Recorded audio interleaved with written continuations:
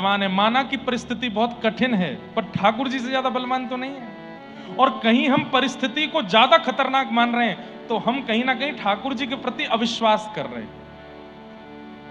परिस्थिति सबके जीवन में आती है, दुनिया में कोई नहीं बचेगा, सबके जीवन में आएगा। पर उस परिस्थिति को आपने बलवान मान करके हाथ पैर टेक दिए उसके सामने, तो आपके ठाकुर जी आपसे नाराज हो जाएंगे। अच्छा, मुझसे ज्यादा वो बलवान है। इसको सुनो, कितना अच्छा भाव। बड़ी प्रसिद्ध बात है ना, ठाकुर जी को जाके मत कहो कि पीड़ाएं क्या हैं जीवन में, पीड़ाओं से कह दो, बोले तू आ जा, पर याद रखना ठाकुर जी मेरे साथ खड़े हैं। अरे पीड़ा तू आ जा, तेरे जितना मन हो उतनी आ जा, लेकिन याद रखियो मेरे साथ विठोबा खड़े हैं। और विठोबा तो खड़े भी ऐसे ही, आन दे, जितनी तूफान आवे, पीड़ाएं आवे, आंधी आवे, आन दे, तू पीछे खड़ा हो जा मेरे।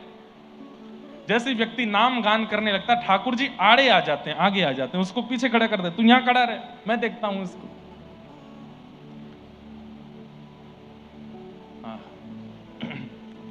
ऐसे बढ़िया बढ़िया भाव सब आपके लिए बन के आते हैं। सुनो, विचलित मत हो, परेशान मत हो, ठाकुर जी है ना साथ में। तो भक्त का स्वरूप है कि कितनी भी विषम परिस्थिति आ जाए वो विचलित नहीं होता। परीक्षित जी विचलित नहीं हुए। 7 दिन में मृत्यु का श्राप लग गया, तुरंत अपने पुत्र जन्मेजय को राज्य गद्दी पर बिठाया, मुकुट सिर पर पधरा दिया, बोले कि अब बेटा तुम संभालो, मैं जाता हूं। और पत्नी से बोले, देवी, पत्नी रोने लगी परीक्षित राजा की, आपको 7 दिन में मरने का श्राप लगा। तो राजा परीक्षित बोले, नकारात्मक नहीं सकारात्मक सोचो। देखो, दुनिया में हर व्यक्ति को कभी भी मर जाना है, अगले क्षण भी उसकी मृत्यु हो सकती है, अगले घंटे भी उसकी मृत्यु हो सकती है, किसी भी क्षण हमारे प्राण जा सकते हैं। लेकिन तुम सौभाग्यवती हो, क्या तुम्हारे पति अगले 7 दिन में नहीं मर सकते? दुनिया की कोई नारी नहीं कह सकती कि मेरे पति कल जीवित रहेंगे, पर तुम कह सकती हो कि 7 दिन तक मेरे पति को कुछ नहीं होगा। हो सकता है मेरे प्राण कल जाने वाले हों, आज शाम को जाने वाले हों, लेकिन एक ब्राह्मण ने मुझको 7 दिन की मोहलत दे दी है, और ब्रह्मा भी चाहेंगे तो 7 दिन में मेरी मृत्यु नहीं हो सकती। इसलिए देवी प्रसन्न रहो, मैं सौभाग्यवती व्यक्ति हूं इस संसार का। क्यों? क्योंकि जिसको अपनी मृत्यु का समय पता चल गया है, अब मैं अपने 7 दिन में वो सब कर लूंगा जिनसे भगवत प्राप्ति हो सके, चिंता मत हो। और राजा परीक्षित वन को चले गए।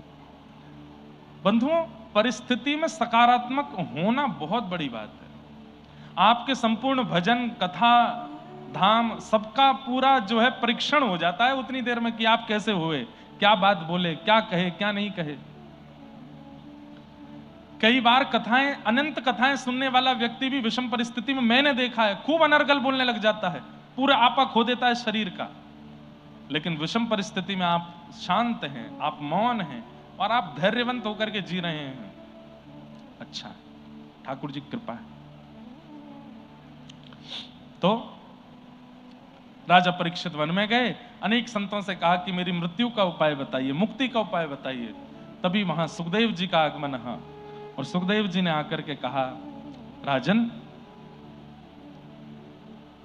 परीक्षित जी ने चरणों में प्रणाम करते हुए कहा, भगवान, जल्दी मरने वाली की मुक्ति का उपाय क्या है, कृपा कर मुझे बताओ। तुम झूठो दोष लगाओ री गोकुल की गोपी। बहुत सुंदर भाव है। कृष्णा जी जिन्होंने वो गाया, वो भी शायद एक दिन यहाँ आएंगे, तो फिर एक दिन फिर से सुनाएंगे। एक दिन आएंगे। आप आए, बहुत बहुत प्रणाम। आपके बालकों के पूज्य दादाजी और हमारे गोविंद काका के पूज्य पिताजी मुकुंद काका, वाड़करी संप्रदाय में बहुत बड़ा नाम है उनका। बंधुओं, प्रत्यक्ष नेत्र नहीं है उनके पास, पर हमने जैसा अनुभव आप लोगों से सुना, आज भी पंढरपुर में काकड़ा आरती होती है, और आप रहते हैं संभाजी नगर के पास। पंढरपुर में जिस समय काकड़ा आरती होती है, उसी समय हमारे मुकुंद काका बैठ जाते हैं, और बैठ करके अपने घर से ही काकड़ा आरती करते हैं। ठाकुर जी गाते हैं, सारे पद गाते हैं, अभंग गाते हैं। कितने वर्षों से उनका नियम। ऐसा हमें लगता है कि वो भले ही प्रत्यक्ष दुनिया नहीं देख पाते, लेकिन 24 घंटे विठोबा का दर्शन करते हैं। ऐसे हमारे मुकुंद काका, बहुत अद्भुत। उनका दर्शन करके हम बड़े कृतार्थ होते हैं। बहुत सुंदर। तो वरीयाने शते प्रश्नः क्रतो लोकहितं नृपः आत्मवित् सम्मतः पुंसाम श्रोतव्यादिषु यः परः। हम खुले मंच से छूट दे के बोल रहे हैं, आप कंठी पहनते हो, नित्य तिलक धारण करते हो, एकादशी नियम करते हो, तो आपको ये नहीं पूछना चाहिए कि मेरा उद्धार कैसे हो। उद्धार तो हो गया, जब से श्री विराजमान हुई, जब से कंठी विराजमान हुई, एकादशी का नियम आ गया है, उद्धार तो आपका हो चुका है। अब तो बस ये पूछो, शरीर का उद्धार, आत्मा का उद्धार जब हो तब हो, उससे पहले पहले जीते जी अवस्था में भगवत अनुग्रह कैसे प्राप्त हो, कृपा कर ये बताओ। ये प्रश्न होना है। और उसके लिए एक ही तरीका है बंधुओं, एक तरीका जो हमें समझ में आता है, अपने ठाकुर जी को नित्य भक्त चरित्र सुनाओ। हमने बहुत लोगों के ये नियम धारण करवा भी दिए, और जिनके नहीं हुए उनसे हम निवेदन करते भी हैं, नित्य अपने ठाकुर जी को रात्रि में सुनाने से पहले भक्तमाल सुनाया करो। आप भक्तमाल नहीं सुना सकते तो हम इतने सारे भक्तों के चरित्र सुनाते हैं, यहाँ याद कर लो, और वहां जाके ठाकुर जी को इत्र लगाते लगाते, सेज सजाते सजाते, ठाकुर जी को सुलाते सुलाते किसी भक्त का चरित्र सुनाओ। भक्त का चरित्र जब ठाकुर जी सुनते हैं बड़े राजी हो जाते हैं। अब होता क्या है, जैसे बालक को एक रात लोरी सुना दो, सब लोग इधर देखो, अच्छी वाली लोरी सुना दो बालक को, तो बालक अगले दिन फिर कहता है फिर से सुनाओ ना, कुछ सुनाओ, तो अगले दिन फिर सुना दो। तीसरे दिन वो फिर, महाराज वो अपने माता पिता को छोड़ के आपके पास ही सोएगा, क्यों, मुझे लोरी सुना, आज भी कोई कहानी सुना दो। ठाकुर जी को रात्रि में भक्तों का चरित्र सुनना बहुत प्रिय लगता है। आप नित्य सुनाना प्रारंभ कर देंगे तो ठाकुर जी सब छोड़ छाड़ के उल्लासनगर भाग के आया करेंगे, बोले वो भक्त मेरे को रोज नित्य कुछ सुनाता है, वहां चलो। और अगर आपने नहीं सुनाया तो देखना उस रात्रि स्वप्न में ठाकुर जी रूठे रूठे आएंगे, आज नहीं सुनाया कुछ भी, आज नहीं बताया कुछ भी। नित्य सुनाया करो ठाकुर जी को, बहुत प्रिय लगता है ठाकुर जी को। एक भक्त चरित्र है राम प्रसाद जी का, बहुत अच्छा चरित्र है राम प्रसाद। इनके जो पिताजी थे उन्होंने विरक्ति ले ली थी, वन में जाकर के राम राम राम राम भजते थे। एक दिन राघव जी प्रकट हो गए और राम जी प्रकट होकर के बोले, दो शब्द बोलेंगे तुमको मानना पड़ेगा। तो राम प्रसाद के पिताजी बोले, भगवान आप मेरे सामने आ गए और मैं क्या मांगूं? बोले नहीं, लेकिन हम कुछ चाहते हैं वो तुमको करना पड़ेगा। तो राम प्रसाद जी बोले आज्ञा करो। राम प्रसाद जी के पिताजी बोले आज्ञा करो। तो राम जी बोले विवाह कर लो। तो ये तो बड़े व्याकुल हो गए, बोले कि मैं सब छोड़ छाड़ करके इनकी शरण में आया और ये कह रहे हैं ब्याह कर लो। और ठाकुर जी अंतर ध्यान हो गए। अब वो जो विरक्त हुए थे बेचारे वापस घर आ गए, तो गांव के लोगों ने बड़ी हंसी उड़ाई, बोले बनी आए सन्यासी, हो गई श्रद्धा पूरी। अब वो दुनिया को कैसे बताएं कि ठाकुर जी बोले कि वापस घर जाओ ब्याह करो। अब तो इतनी उनकी हंसी उड़ने लगी, वो जब सुबह सुबह सब्जी मंडी जाते लोग बात कहते, अरे आप तो सन्यासी हो, भूखे पेट रह लो, अभ्यास हो गया होगा, याद आ गई आलू के पराठों की, आ गए लौट के। बोले ये तो मैं घर लौट के आया हूं तो इतने विवाद हो रहे हैं, मैं ब्याह करूंगा तो क्या होगा। 1 साल 2 साल निकल गए, राम जी की आज्ञा उनको रोज स्वप्न में आती है विवाह करो। और कैसे करूं? अब विवाह तो तब किया जाए जब कोई संबंध लेके आवे।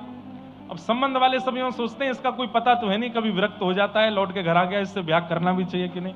तो बेचारे ढीठ बन करके, थोड़े बेशरम से बन के खुद ही चले गए। 1-2 ब्राह्मणों के यहाँ गए, ब्राह्मणों ने स्वागत किया, आओ आओ आओ बैठो, क्या आप दूध पियोगे? बोले जी। कैसे आना हुआ? आपके घर में लाली है? बोले मतलब आपकी पुत्री है? बोले हाँ है। तो ब्याह हो गया? बोले नहीं। तो करना है आपको? बोले हाँ करेंगे।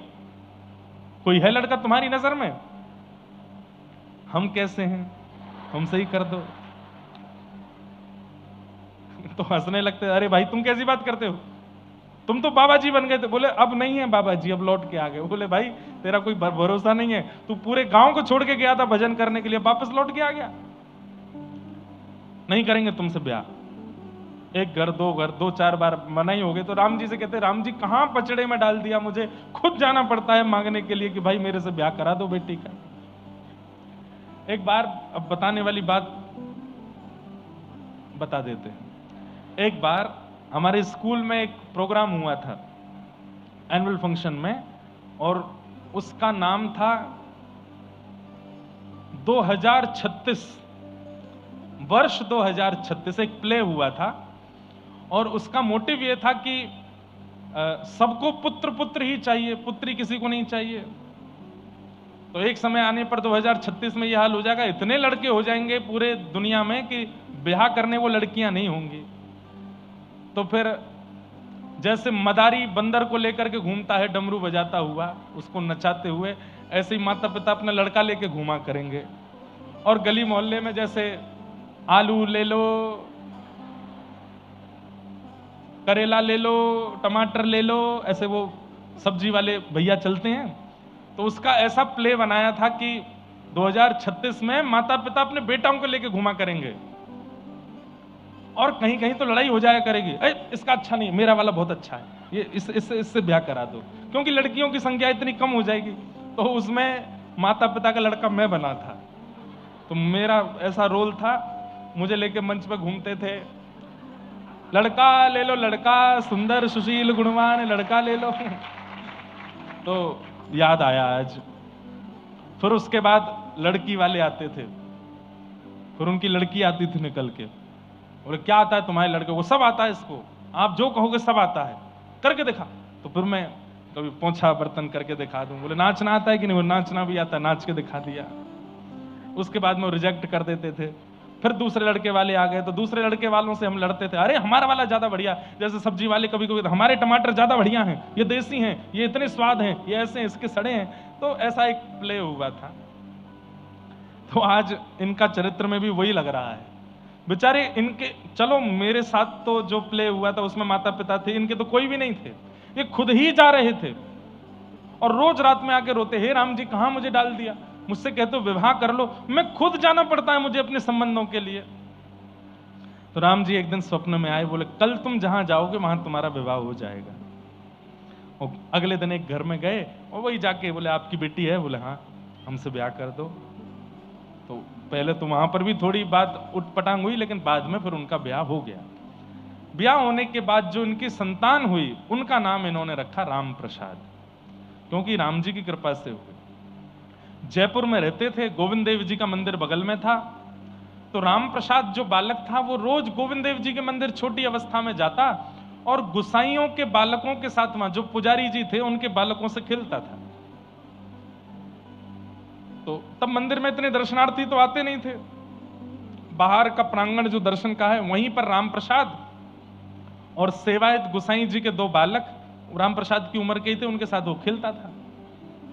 खेलते खेलते कभी कभी नजर पड़ती गोविंद देव जी पर, तो गोविंद देव जी को देख करके बोलता, तुम क्यों खड़े रहते हो, तुम भी आ जाओ, आ जाओ खेलो हमारे साथ। ऐसे गोविंद देव जी को बुलाते। तो वो जो गुसाई जी के दो बालक थे वो कहते ये नहीं आएंगे। बोले क्यों? अरे हम कब कितनी बार इनको बुला चुके, ये आते नहीं, भीतर ही खड़े रहते हैं, चंदन फोटा इत्र लगा करके पूरे दिन ऐसे ही खड़े रहते हैं। तो राम प्रसाद जी को ऐसा लगता था ये लाडला बालक है, जैसे लाडले बालक होते हैं ना, उनकी माताएं तैयार करके घर में ही रखती हैं, बाहर नहीं जाने देती। ऐसे ही राम प्रसाद जी बोले लाडला बालक है। तो राम प्रसाद जी कभी कभी चिढ़ा चिढ़ा के खिलाते थे, देखो हमको तो गोटी खेलने में इतना आनंद आता है, हम तो ऐसे खेलते हैं, हम तो, तुम बैठे रहो भीतर ही। एक दिन वो गुसाई जी के जो दो बालक थे वो अपने नानी के घर चले गए और राम प्रसाद जी अपनी गोटी लेकर के आए और मंदिर में आके थोड़ी देर प्रतीक्षा करते रहे।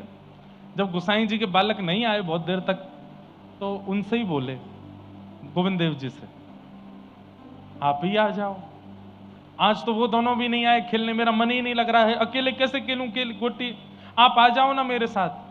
अरे एक बार खेल के तो देखो, आपको नहीं अच्छा लगे कल से मत आना, एक बार आओ तो सही बाहर, देखो ऐसे खेलते हैं, ऐसे खेलते। अब थोड़ी देर खेलने के बाद फिर राम प्रसाद जी ने क्या किया, अब गोटी में कोई नियम होता है कि ये गोटियां हैं, इसको ऐसे मारना है। तो मार करके राम प्रसाद जी बोले अच्छा ठीक है तुम मत आओ खेलने, लेकिन मैं तुम्हें बोलता हूं वो वाली गोटी अगर तुमने मार के दिखा दी तो मैं अपनी सारी गोटियां तुमको दे जाऊंगा। अब जैसे ही ठाकुर जी को रोज इतना कहते, इतने शुद्ध पवित्र हृदय से छोटा सा बालक बुलाता है। एक पुजारी जी बैठे बैठे वहां सोते रहते थे और एक दरबान बाहर बैठा रहता था। ठाकुर जी ने दोनों के साथ में लीला करी। दरबान को तो बहुत तेज भूख लगी तो वो भागा भोजन करने, और जो पुजारी जी बैठे थे उनका पेट खराब हो गया, तो वो चले गए शौचालय के लिए। यहाँ पुजारी जी गए, वहां दरबान गया, सब चले गए, अकेला राम प्रसाद खेल रहा था और ठाकुर जी से कह रहा, आओ आओ ये मार के दिखाओ। इतने में ठाकुर जी बंसी तो रखी नीचे और अपना फेंटा कस के बोले, ए राम प्रसाद आता हूं मैं, और गोविंद देव जी कूद के सामने आ गए। अब तो वो राम प्रसाद उनको देखे, ठाकुर जी बोले, जल्दी दे जल्दी दे, जल्दी गोटी दे। गोटी उसकी ले ली और लेकर के ठाकुर जी ऐसे पकड़े, एक आंख बंद करके मारे, और जो जो गोटी वो बताए सब ठाकुर जी उड़ाते जामे, इधर से उधर इधर से उधर।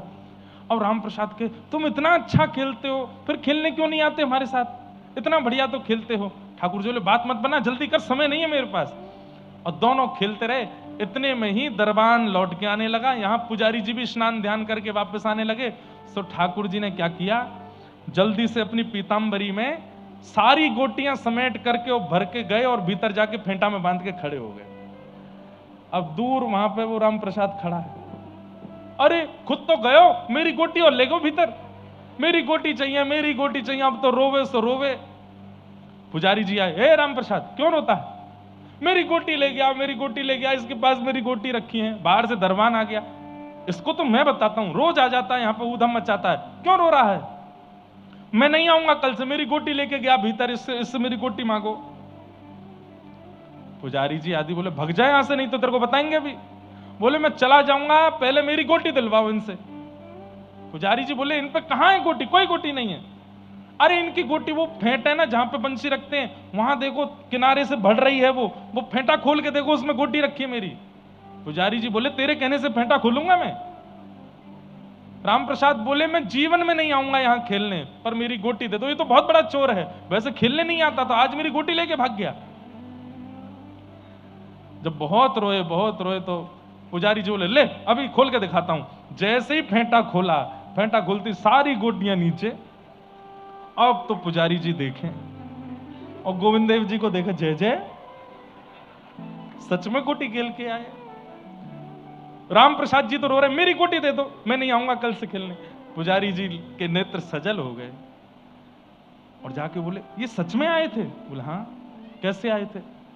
बोले, आप कहीं चले गए थे और उसके बाद मैं इनको रोज बुलाता था, आ जाओ आ जाओ, पर मैं नहीं बुलाऊंगा, ये तो बहुत बड़ा चोर है। और इसने अपनी बंसी ऐसे रख के और जोर से छलांग मारी ऊपर से नीचे, और यहां ये गोटी उड़ा, ये गोटी उड़ा, ऐसे गोटियां उड़ा उड़ा के गया, और आपके आने से पहले मेरी सबरी गोटी लेके भाग गया।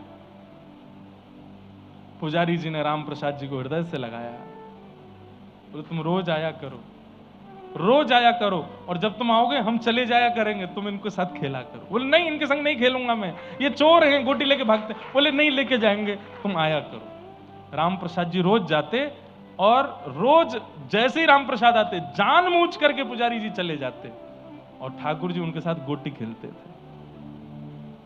अब ऐसा भक्त चरित्र ठाकुर जी को सुनाओगे, कैसी बढ़िया नींद आएगी ठाकुर जी को, क्या बढ़िया चकाचक सोएंगे, रात भर ठाकुर जी राम प्रसाद के भाव में ही रहेंगे। और फिर अगले दिन आपकी प्रतीक्षा करेंगे, भोग कैसा लगाया छोड़ो, श्रृंगार कैसा किया छोड़ो, रात की प्रतीक्षा करेंगे कि आज किसका चरित्र सुनाएगा, आज किसका भाव सुनाएगा। तो या तो भक्तमाल जी से भक्त चरित्र पढ़ के सुनाओ, और नहीं सुना सकते तो कथाओं में जो वक्ता जन सुंदर सुंदर चरित्र ठाकुर जी के सुनाते हैं, उनको याद कर लिया करो, और ठाकुर जी को सुलाते सुलाते, चरण दबाते दबाते सुलाया करो, सुनाया करो। ये उन लोगों के लिए नियम है जो नित्य तिलक लगाते हैं, नित्य कंठी पहनते हैं और नित्य एकादशी रखते हैं। जो ये 3 नियम नहीं करते वो अभी इसमें मत आना। वो पहले तिलक लगाना प्रारंभ करो, पहले एकादशी करना प्रारंभ करो, पहले कंठी पहनना प्रारंभ करो, पहले उस नियम में तो आओ जिससे देह का कल्याण हो, फिर उसके बाद भगवत रिझाने की आपको अनुमति मिलेगी। ठाकुर जी को रिझाओ।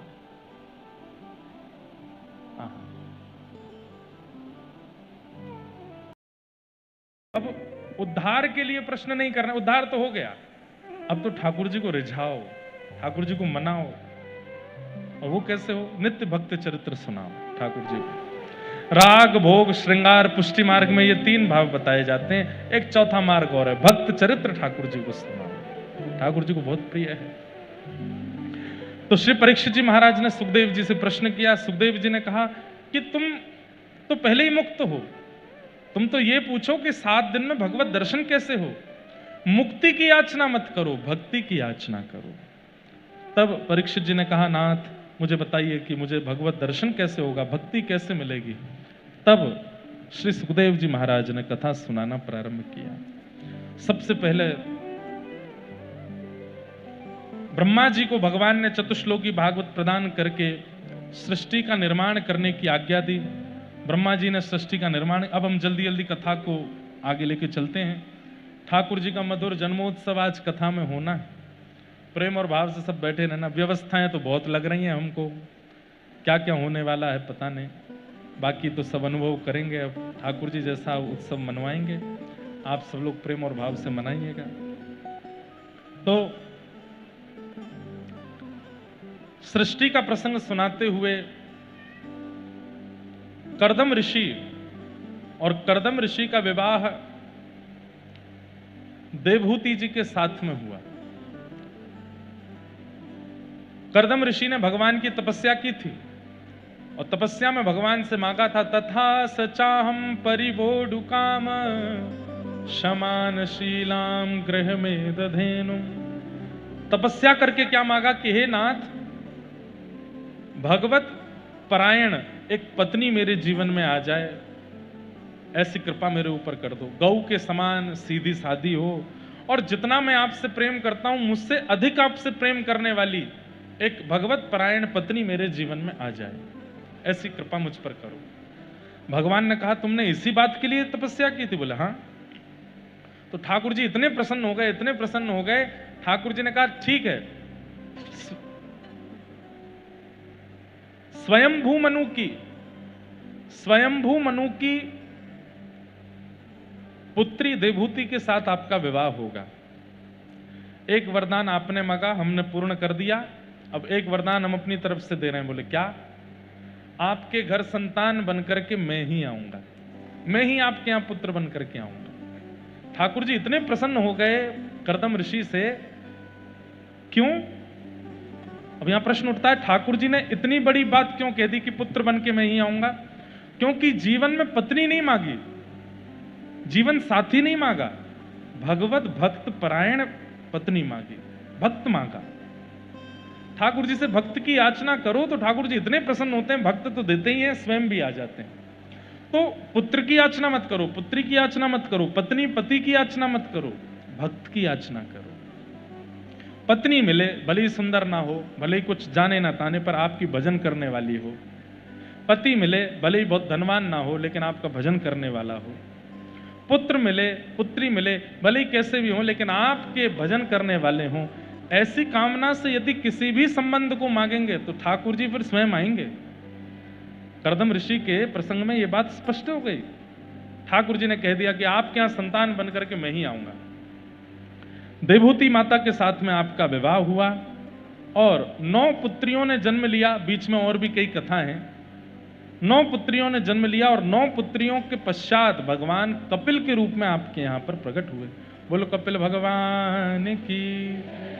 कपिल भगवान का प्रादुर्भाव हुआ। भगवान कपिल ने देवहूति माता को ज्ञान उपदेश किया। देवहूति माता ने अनेक प्रश्न किए, उन अनेक प्रश्नों के उत्तर कपिल भगवान ने यहां पर दिए। इस प्रकार कपिल देवहूति संवाद हुआ। तत्पश्चात आकुति और प्रसूति, देवहूति की 2 बहन और हैं, उनके प्रसंग सुनाए गए। और देवहूति आकुति प्रसूति के एक भाई हैं उत्तानपाद। उत्तानपाद राजा की कथा सुनाई गई। उत्तानपाद राजा की 2 पत्नी हैं, सुनीति और सुरुचि। मैं जल्दी जल्दी क्रम कर रहा हूं। सुनीति और सुरुचि। सुनीति के एक पुत्र हुए जिनका नाम हुआ ध्रुव, और सुरुचि के पुत्र हुए उत्तम।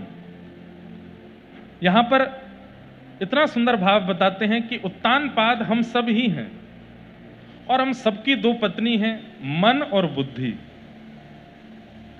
मन से जिस बालक का जन्म होता है, मन से जिस बालक का जन्म होता है उसका नाम है उत्तम, और बुद्धि से जिस बालक का जन्म होता है उसका नाम है ध्रुव। बहुत ध्यान से सुनिएगा। कई बार बंधुओं, मन आपको वो वस्तु प्रदान करता है जो उत्तम होती है पर ध्रुव नहीं होती। अब खाने में क्या चाहिए? किसी से अगर पूछो भोजन में क्या चाहिए, अगर वो व्यक्ति मन से बताएगा तो अनुचित वस्तु ही बताएगा।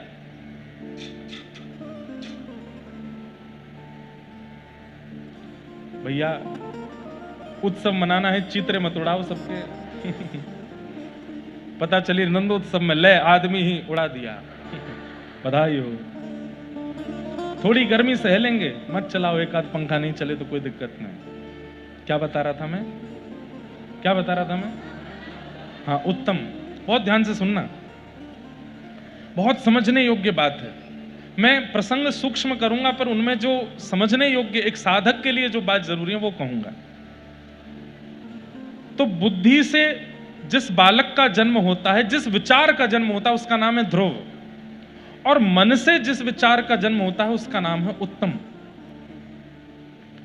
अगर आप व्यक्ति से पूछेंगे क्या खाना है, तो वो व्यक्ति अगर मन से बताएगा तो मन से ऐसी वस्तु ही बताएगा जो उत्तम होगी, ध्रुव नहीं होगी। ध्रुव मतलब जो आपके लिए उपयोगी है। अकाट्य सत्य को ध्रुव कहते हैं।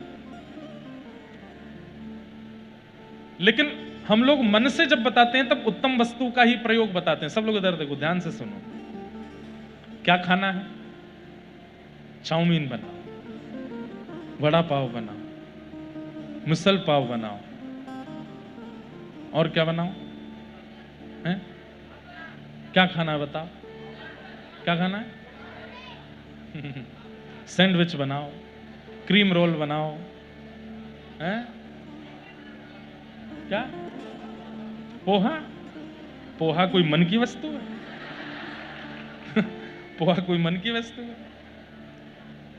ब्रेड रोल बनाओ, ब्रेड पकौड़ा बनाओ, पिज्जा बनाओ। देखो सबके मन खुल खुल के आ रहे हैं। बुद्धि कभी नहीं कहती, बुद्धि कभी नहीं कहती कि ये खिलाओ। व्यक्ति भयंकर भूख में हो और बहुत जल्दी में हो तो पता क्या कहेगा? दाल चावल हैं? बोले दाल नहीं है, बस चावल है। तो एक काम करो, चावल में ही घी डाल करके थोड़ा सा चीनी डाल के दे दो, थोड़ा नमक मिर्ची डाल के दो, कुछ भी दो। बुद्धि क्या कहती है? पेट भरना है। पर मन क्या कहता है? स्वाद चाहिए। पेट भरे चाहे नहीं भरे, शरीर खराब हो चाहे हो, स्वाद चाहिए। हमको उल्लासनगर में खूब बढ़िया बढ़िया सामग्री खाने को मिलती है, रोज कुछ नया मिलता है। होता तो ज्यादा गरिष्ठ नहीं खाते हैं, पर कुछ अलग ही होता है, वो कभी देखा ही नहीं होता। ऐसी वस्तु बनती है, साईं खिलाते हैं पीछे ले जाके, ऐसी बढ़िया बढ़िया वस्तु ले जाएंगे। एक बार तो क्या खाया था, वो लाल लाल होता है फल, उसको क्या बोलते हैं? तरबूज, खरबूज, वाटरमेलन। उसमें कुछ दही वही डाल के कुछ खाया था। बना तो बढ़िया डिश बनती है, लेकिन कुछ अलग ही होगी। और कोई ऐसी नहीं कोई ज्यादा शरीर को नुकसान पहुंचाना, लेकिन कुछ अलग ही बन के आता है।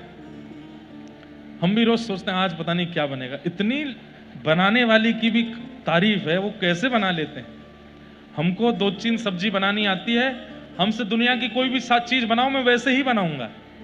जैसे एक सब्जी बनानी आती है, पहले उसमें घी डालो, फिर उसमें राई डालो, फिर उसके बाद उसमें थोड़ी सी हींग डालो, फिर थोड़ी सी मिर्च डालो, फिर उसके बाद थोड़े करी पत्ता डाल दो, बढ़िया छौंक लगाओ, फिर उसमें थोड़ा टमाटर काट के डाल दो, और फिर उसके बाद उसको थोड़ी देर करने के बाद उसमें थोड़ी हल्दी डालो, नमक डालो। देखा मुंह में पानी आया अभी। फिर उसके बाद उसमें पनीर डालो, आलू डालो, जो डालना। अब मेरे को ये आता है, अब दुनिया की कोई भी सब्जी बनाऊं मैं ऐसे ही बनाता हूं, वो एक जैसा ही स्वाद लगेगा सबका। बस पनीर होगा, किसी में आलू होगा, किसी में कुछ होगा। तो बनाने वाले की भी तारीफ है कि वो कैसे बदल देता है, उसका स्वाद कैसे बदल जाता है। मैं तो कुछ भी बनाता हूं, सब में स्वाद एक ही आता है, क्योंकि बनाने का तरीका एक ही है। तो बात हम बहुत आगे चले गए, पर बात ये हो रही थी कि मन से अगर पूछोगे तो मन हमेशा वो वस्तु खाने के लिए कहेगा जो स्वाद में अच्छी हो। शरीर को पोषण कर रही है, शरीर को भा रही है कि नहीं, इससे मन को कोई मतलब नहीं है। पर बुद्धि क्या कहती है? पेट भरना है, स्वस्थ रहने के लिए करेला खाओ, घिया खाओ, तोरई खाओ, ये सब खाओ। तो मन क्या देता है? उत्तम। और बुद्धि क्या देती है? ध्रुव। कई बार मन के मार्ग से यदि आप ठाकुर जी को प्राप्त करना चाह रहे हो तो मन ले तो जाएगा वृंदावन, पर वृंदावन में जाकर के भी वृंदावन का ही रहे, इस मन का कोई भरोसा नहीं है। ये मन बड़ा चंचल है, कैसे तेरा भजन करूं, जितना इसे समझाऊं उतना ही मचल जाए, राधे तेरे चरणों कर धूल जो मिले। भाई वृंदावन लेके मन ही जाएगा, कथा में लेके मन ही आएगा, मंदिर में लेके मन ही जाएगा, दरबार में लेके मन ही जाएगा, पर उस मन के भरोसे ही मत रहना। मन लेके वृंदावन चला गया, अब बुद्धि से वृंदावन जाना प्रारंभ करो। अगर बुद्धि को वृंदावन की उपयोगिता नहीं बताई तो मन तो बहुत चंचल है। 4-5 बार वृंदावन जाने के बाद ये मन अभिमान भी करने लग जाएगा, अरे हमसे बड़ा तो कोई साधक ही नहीं, उल्लासनगर में मुझसे बड़ा कौन भक्त। 6 महीने में 5 बार वृंदावन जाता हूं मैं, अभिमान कर ले।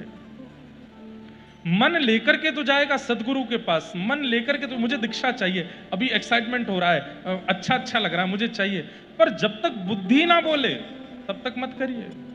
और बुद्धि को समझा दीजिए कि ये आवश्यक है। और जब बुद्धि कहने लगे कि नहीं यही मेरा देखो मन कैसा है, मन वृंदावन लेकर के जाएगा पर उल्लासनगर की यादें संग लेकर के जाएगा। वापस जाना है, वापस जाना है, वापस जाना है, यहीं नहीं रहना है, राधारमण जी को देखना है, राधा वल्लभ जी देखने, प्रेमानंद जी महाराज का दर्शन करना है, वृंदावन परिक्रमा करनी, यमुना गोते लगाने, गिरिराज जी दर्शन करने, फिर वापस जाना है। मन ऐसे लेके जाएगा, पर बुद्धि एक बार जाना है फिर लौट के नहीं आना है। और लौट के जाना भी है, लौट के जाना भी है तो शरीर जाएगा, पर मन बुद्धि चित्त सब में ये वृंदावन ही रहेगा 24 घंटे। बुद्धि से ध्रुव मिलता है, मन से उत्तम मिलता है। अभी क्या होता है, आप मन से आते हो, पर मन आने के बाद अब बुद्धि लगाइए, बुद्धि को नतमस्तक कीजिए ठाकुर जी के चरणों में, बुद्धि को उपयोगिता बताइए व्रजमंडल की, गुरुजनों की और कथा की। बुद्धि में जब तक रटन नहीं आएगा, नहीं तो मन तो बहुत विचलित कर देता है। एक बात मैं कथा में कहा करता हूं, आप भी अगर अनुभव करेंगे तो आपको भी शायद ये बात लगे।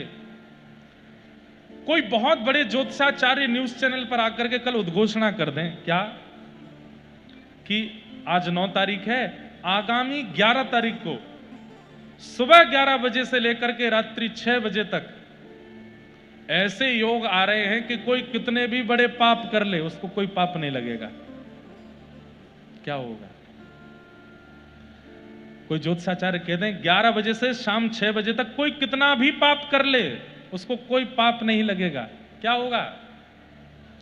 यहां हम अकेले बैठे रह जाएंगे, आधी से ज्यादा पब्लिक तो भाग चुकी होगी, और जिन लोगों ने कभी दुष्कर्म करने का सोचा भी नहीं था वो भी कर आएंगे। 6 बजे से पहले कर चलो। क्यों? चिंतन में चलता रहता है दुष्कर्म, लेकिन हमको पाप पता है, पाप है, पाप है, पाप है, मना किया है, शास्त्रों में मना है, आचार्य मना करते हैं, ग्रंथ मना करते हैं, इसलिए नहीं करना है। पर मन तो चाहता है कि कर ले, पर नहीं, मना किया है, गुरुजनों ने मना किया, आचार्यों ने मना किया, नहीं करना है। जिस दिन ऐसी उद्घोषणा हो जाएगी कि महाराज, और मैंने 11 से 6 तो बहुत लंबा समय बता दिया, केवल इतना कह दिया जाए 11 बजे से 11:30 बजे तक आधा घंटे में कोई कितना भी पाप करे, क्या होगा पता है? पूरे भारत की पीला पानी खत्म हो जाएगा। पीला पानी जानते हैं? पीने वाला खत्म हो जाएगा। क्यों? आबाल वृद्ध वनिता सब पी जाएंगे, छोटे बालक भी कहेंगे हमको भी थोड़ी सी पिलाओ, आज पाप नहीं लगेगा। बूढ़ी बूढ़ी मैया बिना दांत वाली, बेटा नरक तो जाना ही है, स्वर्ग तो जाना ही है, एक घूंट तो पिला ही दो। ऐसी स्थिति बन जाएगी, है कि नहीं महाराज जी? अगर व्यक्ति को कह दिया जाए कि इसमें पाप नहीं लगेगा इस दिन इतनी देर में, उतनी देर में तो जाने तबाही मच जाएगी पूरी दुनिया में। ये तो थोड़े बहुत हम बचे हुए हैं कथाओं की कृपा से। जब पता है कि ये पाप है, इधर देखो, इधर देखो, जब पता है कि ये पाप है, शास्त्र ने मना किया है, ग्रंथों ने मना किया है, वेदों ने मना किया, तब तो सबसे ज्यादा टैक्स लिकर से आ रहा है देश को, तब तो सबसे ज्यादा खपत मांस की हो रही है देश में, पता होते हुए भी कि ये पाप है। जिस दिन पता चल जाए कि 15 मिनट के लिए ये पाप नहीं है, उस दिन क्या होगा? बुरा हाल हो जाएगा। इसलिए मन लेकर के जाएगा वृंदावन, मन लेकर के जाएगा सदगुरु के पास, मन लेकर के जाएगा कथा में, पर वहां जाके बुद्धि को लगाओ, बुद्धि में बिठाओ कि श्याम श्याम सुंदर ही चाहिए, यही मेरी गति है, यही मेरी मति है, यही मेरी सदगति है। ये बुद्धि को जब पता चलेगा तभी कल्याण हो पाएगा, नहीं तो मन के भरोसे तो मन बहुत विचलित हो जाता है, 2 मिनट में इधर उधर हो जाता है। तो उत्तानपाद की 2 पत्नी सुरुचि और सुनीति। सुरुचि यानी कि मन, उनसे जन्म हुआ उत्तम का, और सुनीति से जन्म हुआ ध्रुव का। ध्रुव एक दिन अपने पिता की गोद में छोटे भाई को बैठा हुआ देखते हैं, उत्तम को बैठा हुआ देखते हैं, तो मन में इच्छा होती मैं भी बैठूं। छोटी माँ आके डांटती है कि वन में जाओ, वन में जाके भगवान से प्रार्थना करो कि मैं छोटी माँ के गर्भ से जन्म लूं। जब ठाकुर जी प्रकट होकर के कहते हैं कि हाँ ठीक है, वरदान मांगो, तो कहना मैं छोटी माँ के गर्भ से जन्म लूं, तब मेरे गर्भ में तुम आओगे, मेरे गर्भ से जब जन्म लोगे तब बैठोगे यहां पे। ध्रुव जी महाराज रोते हुए अपनी मां के पास गए। मां ने कहा बेटा रो नहीं, व्यक्ति क्या बोलता है उसमें अपनी उपयोग की बात कितनी है केवल उतना सुनना है। हंस बनो, हंस का स्वरूप क्या है? पानी और दूध मिलाकर के हंस के सामने रख दिया जाए, हंस दूध पी जाता है, पानी छोड़ देता है। श्रोता के 4 लक्षण बताए गए हैं, जिसमें चातक, हंस, मीन और सुख। चातक, हंस, मीन और सुख, ये 4 लक्षण बताए। उसमें हंस वाला लक्षण क्या है कि सामने वाला चाहे जो बोले, आप केवल वो सुनो जो आपके लिए उपयोगी है।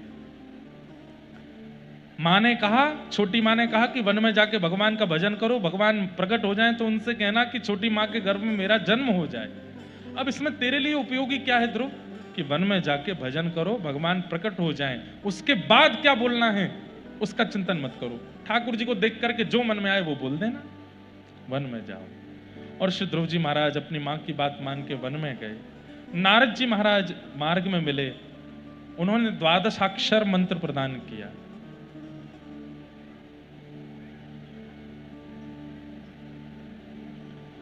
नमो भगवते तुभ्यं वासुदेवाय धीमहि प्रद्युम्नाय निरुद्धाय नमः संकर्षणाय च। इसी से प्रकट हुआ 12 मंत्र, ओम नमो भगवते वासुदेवाय। ये मंत्र प्रकट हुआ, नारद जी ने ध्रुव जी को प्रदान किया। ध्रुव जी ने जाके 5 महीना भजन किया। और 5 महीना कैसे भजन किया, कल या परसों के सत्र में मैं बता रहा था। तिरात्रांते कपित्थ बदरासन। पहले महीना केवल 3 रात्रि बाद भोजन करते और उसमें भी कपित्थ फल खाते। दूसरे महीना 6 दिन कुछ नहीं खाते, केवल जल पी के भजन करते। तीसरे महीना केवल वायु पी के भजन करते। चौथे महीना 12 दिन में एक बार श्वास लेके भजन करते। और 5वें दिन तो श्वास लेना ही बंद कर दिया। 5वें महीने में जब श्वास को रोका, देवताओं ने जाके भगवान से प्रार्थना की और भगवान उनके सामने प्रकट हो गए। ध्रुव जी महाराज ने भगवान का मधुरमय दर्शन किया। बोलो भक्तवत्सल भगवान की। ध्रुव जी ने भक्ति में क्या मांगा, बहुत सुंदर करके सामान्य सी प्लेट में मेरे सामने रखा। बताइए कितने का बिकेगा? मैं कह दूंगा 10 रुपए का। लेकिन मैंने समोसा बनाया और समोसा बना के एक धनिया उसके ऊपर चिपका दिया, एक लाल चटनी, एक हरी चटनी, एक पीली चटनी, एक नीली चटनी, एक सफेद चटनी, और ऐसे 4-5 चटनियां सजा दी। और फिर समोसे के ऊपर ऐसे आंख बना दी, नाक बना दी, मुंह बना दिया। अब मैंने कहा बताओ ये कितने का बिकेगा? क्या बताओगे आप? 50 का बिकेगा महाराज। मतलब समोसा वही है, फिलिंग वही है, तेल वही है, बनाने वाले अलग अलग हैं, पर बनाया एक टेक्निक से है। पर उस समोसे की वैल्यू किससे बढ़ गई? प्रेजेंटेशन से। भक्ति हम सब करते हैं, पर जिसकी भक्ति में प्रेजेंटेशन होती है उससे ठाकुर जी रीझते हैं। जिसकी भक्ति में कुछ नवीनता होती है, जिसके भाव में, जिसके भजन में, जिसकी प्रार्थना में, जिसकी सेवा में कुछ नवीनता होती है, उससे ठाकुर जी रीझते हैं।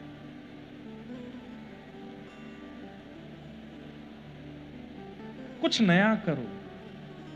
इसलिए हम हर कथा में कुछ नया ही बोलते हैं, पुराना बोलता ही नहीं। पुराना बोलूंगा तो कभी मन नहीं लगता ना कथा में, तो पुरानी कथा चलती है। जब मन लगता है कथा में, कुछ नया नया ही आता रहता है। और यही लगता है कि ये नवनीत चौर हैं, इनको नया नया प्रिय लगता है। कुछ नए नए भाव उद्घटित करके सुनाते रहो। रोज कुछ ना कुछ पढ़ के आऊंगा, रोज कुछ ना कुछ सुन के आऊंगा, ताकि कुछ नया ठाकुर जी को परोसा जा सके, क्योंकि इनको नया प्रिय लगता है, नया अच्छा लगता है। तो ऐसे ही अपनी सेवा में कुछ नवीन प्रस्तुत करो। ध्रुव जी महाराज ने सामान्य स्तुति नहीं गाई है ठाकुर जी की। क्या कह रहे हैं कि हे नाथ, मुझ पर कृपा करके एक वस्तु दे दीजिए। बोले क्या? मुझे व्यसन लगा दीजिए, मुझे व्यसनी बना दीजिए, मेरे अंदर एडिक्शन डाल दीजिए। ठाकुर जी बोले वाह, ठाकुर के सामने खड़े होकर के कह रहा है कि मुझे व्यसनी बना दो। काय का व्यसन चाहिए? बोले यही तो सुनिए कि व्यसन काय का चाहिए। बोले क्या काय का व्यसन चाहिए? बोले आपकी कथा का व्यसन चाहिए, आपके नाम का व्यसन चाहिए, आपके भजन का व्यसन चाहिए। तो ठाकुर जी भी एक बार को गरुड़ से नीचे उतर करके मानो थोड़ी पे हाथ धर के पूछने लगे, तैने व्यसन क्यों कहा? दुनिया के लोग कहते हैं आप अपने चरणों में लगाए रखो, आप अपनी भक्ति कराए रखो, नाथ हमारी चित्त में प्रेम बढ़ाओ, पर तैने व्यसन शब्द का प्रयोग क्यों किया? तब ध्रुव जी क्या कहते हैं? बोले जो डेडिकेशन व्यसनी व्यक्ति के अंदर होता है, वो डेडिकेशन दूसरों में नहीं होता। लगन व्यसनी व्यक्ति जैसी लगन नहीं होती किसी में। बहुत लगन से व्यसन करता है। मैंने ज्यादा तो नहीं देखे, पर 2-4 देखे हैं, कैसे कितना ज्यादा लगन होती है उनके अंदर व्यसन करने की। अगर किसी को धुआं उड़ाने का वो है, क्या बोलते हैं उसको, व्यसन, वो व्यक्ति 3 घंटा कथा में बैठ नहीं पाता। अरे चलो कथा तो फिर भी एक सार्वजनिक कार्यक्रम है, वो अपने ब्याह में नहीं बैठ पाता। पंडित जी एक फेरा हो गया, 2 मिनट का समय दे दो, क्या थोड़ा धुआं उड़ाया, कितना डेडिकेशन है। अरे व्यसनी व्यक्ति ब्याह भी करता है तो भी व्यसन नहीं छोड़ता। व्यसनी व्यक्ति किसी के मर जाने पर भी, किसी के मातम में जाता है तो भी व्यसन नहीं छोड़ता। व्यसनी व्यक्ति खुशी में भी व्यसन नहीं छोड़ता, दुख में भी व्यसन नहीं छोड़ता। ठीक वैसे ही मैं भी आपकी कथा का व्यसनी हो जाऊं, दुख हो, सुख हो, आनंद हो, बुरा हो, मैं आपको कभी ना छोड़ू नाथ, इसलिए मुझे व्यसन दो। व्यसनम भवाप्ति। बहुत सुंदर। क्या कह रहे हैं? बोले नाथ, पहले दीनता का परिचय दिया। ठाकुर जी के सामने जाके कह रहे हैं, नाथ मैं योग्य नहीं हूं। अरे आप परम पवित्र परमात्मा हैं और मैं एक दैत्य का बालक हूं, मैं एक दैत्य कुल में उत्पन्न बालक हूं, मेरा स्पर्श का भी अधिकार नहीं, मैं आपको छू भी नहीं सकता हूं। ब्रह्मादि देवता आपकी स्तुति गाते हैं, उनकी लच्छेदार वाणी है, मेरी तो भी तोतली वाणी है। मैं तो 4 साल का बालक हूं, मुझे तो बोलना भी नहीं आता। 4 साल का बालक कैसे बोलता है? तुतला के बोलता है ना। तो प्रहलाद जी वही बात कह रहे हैं कि ब्रह्मादि इंद्रादि देवता आपकी स्तुति गाते हैं, ऐसी लच्छेदार वाणी है उनकी कि वे जब बोलते हैं तो ऐसा लगता है नाद ब्रह्म और साक्षात सरस्वती नृत्य कर रही है उनकी वाणी पर मैं तो एक सामान्य सा बालक हूं। एक तो उम्र में छोटा, अभी जीभ से अच्छे से बोलना भी नहीं आता, ऊपर से मैं एक दैत्य बालक हूं, मैं तो आपके स्पर्श का भी अधिकारी नहीं हूं। लेकिन आप मन में सोचेंगे, जब इतनी दीनता मेरे सामने प्रकट कर रहा है प्रहलाद, जब जानता है कि तू मेरे स्पर्श का अधिकारी नहीं, तू दैत्य का बालक है, तू ऐसा है, तू वैसा है, तो फिर मेरे को पुकार क्यों रहा था? किस विश्वास से मुझे पुकार रहा था? तब अगली स्तुति में कहते हैं, भक्त्या तुतोष भगवान गजयूथ पारी। भगवान के सामने क्या बोलना है बंधुओं, ये सोचा करो। कभी अगर मिल गए तो क्या बोलोगे? अब प्रहलाद जी ने बोला कि मैं तो एक दैत्य बालक हूं, मुझसे तो बोलना भी नहीं आता, मेरी तो वाणी तोतली है, ब्रह्मादि देवता जैसी लच्छेदार वाणी मेरे पास नहीं है। तो ठाकुर जी क्या बोले? घगिया क्यों रहे हो हमारे सामने? घगियाना समझते हो? घगियाना समझते हो? जबरदस्ती हम तो ऐसे ही, हम तो बहुत दीन है, अरे हम पे तो कुछ आता ही नहीं, हम तो योग्य नहीं है, अरे नहीं नहीं राम राम राम, हम तो इसको घगियाना बोलते। ठाकुर जी बोले घिघिया क्यों रहे हो? एक तो इतने वर्षों से मुझे पुकार रहे हो और अब जब मैं सामने आ गया हूं तो ये बता रहे हो मैं दैत्यों का बालक हूं, मैं ऐसा हूं, मैं वैसा हूं। और जब जानते ही थे कि इतने अवगुण तुम्हारे अंदर हैं, मैं तुमको नहीं मिलूंगा, तो फिर मुझे बुलाया क्यों? किस विश्वास पर मुझे बुलाया? तो प्रहलाद जी कहते हैं, बोले कि एक भरोसा था। बोले क्या? कि भले ही मैं दैत्यों का बालक हूं, भले ही मैं राक्षसों का बालक हूं, भले ही मुझ पर बोलना नहीं आता, भले ही मेरी तोतली वाणी है, पर मुझसे भी गई गुजरी स्थिति में था। कौन? गजेंद्र। मानव भी नहीं था, एक जानवर था, बोलने के लिए जीव भी नहीं थी उसके पास, तो केवल और केवल सूंड से चिंगाड़ रहा था आपकी ओर, और आप गरुड़ पर बैठ करके आए और आकर के नारायण खिल गुरो भगवान नमस्ते आकर के आपने उस गजेंद्र की रक्षा की। मेरे मन में यह विश्वास आया कि मैं चिंगाड़ तो नहीं रहा हूं, एक दो शब्द तो बोल रहा हूं, किसी से तो श्रेष्ठ हूं। वैसे तो नाथ आप श्रेष्ठ अश्रेष्ठ का विचार नहीं करते, ये सब चिंतन मेरा है, आपका चिंतन ऐसा नहीं है। आप तो उस गजेंद्र पर भी कृपा करने गए जो बोलना नहीं जानता, मैं तो फिर भी बोल रहा हूं। ये सब बातें तो फॉर्मेलिटी की रही। ठाकुर जी ने तुरंत प्रहलाद जी को गोद में लिया और अपनी गोद में बैठा करके जीभ से चाटने लगे और बार बार अपना वरद हस्त सिर पर फेरने लगे। और ठाकुर जी ने कहा, प्रहलाद कुछ मांगो। बोले सब देने के बाद आप कह रहे हो कुछ मांगो? भगवान बोले हमने तो कुछ दिया ही नहीं। बोले सब कुछ तो दे दिया। बोले क्या दिया? कि क्वाहम रजः प्रभव ईश तमोधिकेस्मिन्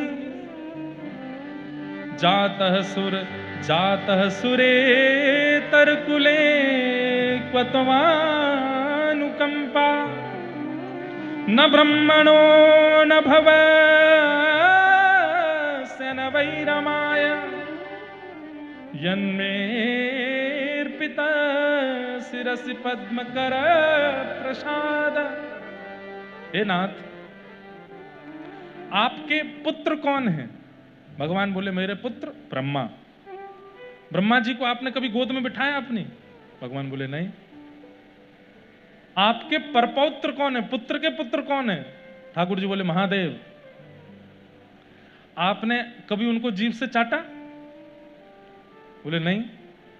आपकी पत्नी कौन है? बोले लक्ष्मी। आपने कभी उनके सिर पर ऐसे हाथ फेरा? बोले कभी नहीं। तो बोले जो ब्रह्मा को नहीं मिला, जो रुद्र को नहीं मिला, जो लक्ष्मी को नहीं मिला, वो एक अधम प्रहलाद को मिल गया। और क्या मांगू आपसे? और क्या मांगू नाथ? सब कुछ तो दे दिया आपने। न ब्रह्मणो न तु भवस्य न वै रमाय यन्मेर पित शिरसि पद्म कर प्रसाद। सब कुछ तो दे दिया नाथ। ठाकुर जी बोले ये सब बातें मत करो, मांगो मुझसे, मैं देना चाहता हूं। तो प्रहलाद जी बोले देना चाहते हैं? बोले हाँ। तो मेरे हाथ पर हाथ रखिए। रख दिया। बोले जो मांगूंगा सो दोगे? बोले दूंगा।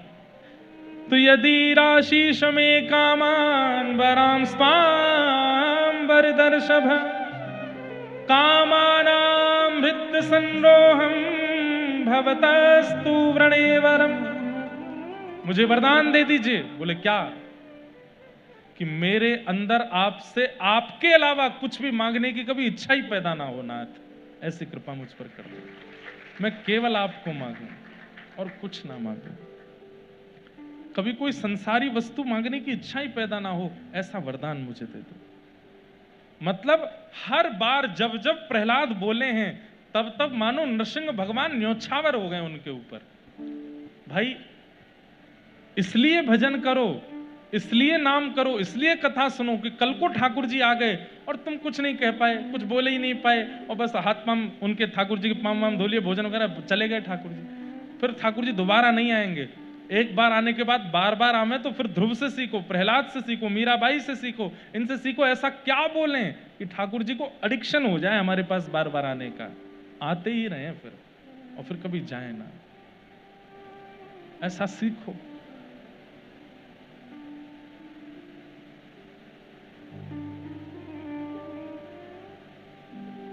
कितने अद्भुत अद्भुत प्रसंग हैं बंधुओं। सहजोबाई का चरित्र सबने सुना होगा कथा में। सहजोबाई के गुरु आ रहे हैं घर पर पधरामनी करने के लिए पहली बार, और उसी समय ठाकुर जी मन बनाते मैं भी जाऊंगा, देखता हूं सहजो पहले किसका स्वागत करेगी। और जिस रास्ते से गुरुदेव आ रहे थे उसी रात से मोर मुकुट वंशीधारी ठाकुर जी भी आ रहे हैं, और ठाकुर जी परखने के लिए आ रहे हैं, एक साथ प्रवेश करेंगे मैं और इसके गुरु, देखते हैं सहजो किसका स्वागत पहले करेंगे।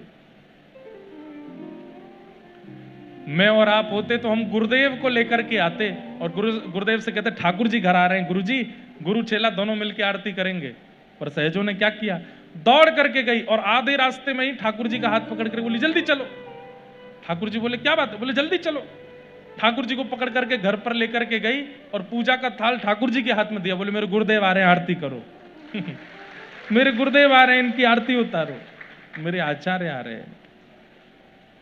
ठाकुर जी बोले मैं परमात्मा हूं, तुझे शरीर देने वाला मैं हूं, तुझे बुद्धि देने वाला मैं, तुझे नेत्र देने वाला मैं, तुझे कान देने वाला, जीव देने वाला, हाथ पैर देने वाला मैं, और इस संसारी गुरु की पूजा तू मुझसे करवा रही है। मैं और आप होते तो डर के मारे थाली छीन लेता, नहीं जैसे अपराध हो गया। पर सहजो भाई आपने शरीर दिया, पर इस शरीर से सत्कर्म कैसे करना चाहिए वो उन्होंने सिखाया। आपने नेत्र दिए पर इन नेत्रों से दर्शन करने चाहिए वो उन्होंने सिखाया। आपने कान दिए पर इन कानों से कथा सुननी चाहिए वो उन्होंने सिखाया।